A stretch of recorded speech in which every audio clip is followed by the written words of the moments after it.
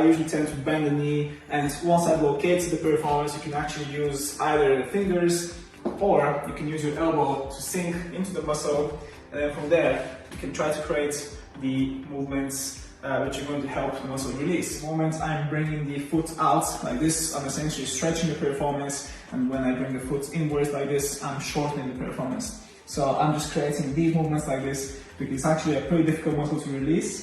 I like to combine my treatment of the performance by placing my hands on the opposite side of the lower back where the erectors are. I'm creating a little bit of tension going that way, whilst at the same time I'm creating the opposite movement with the leg that I've got in my hand.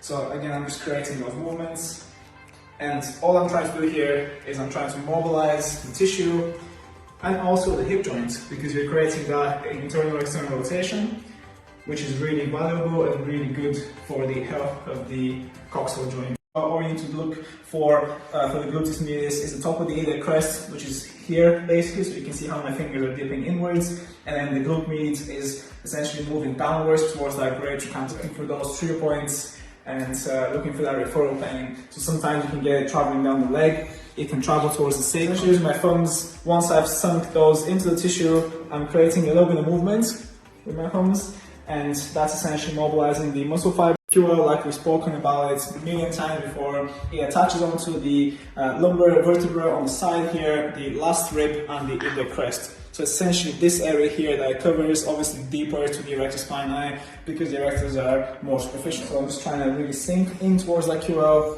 and the client feels that straight away because it's a very sensitive area in the body, so don't be afraid if the client kind of gives you a reaction. So just want to make sure that you're following their feedback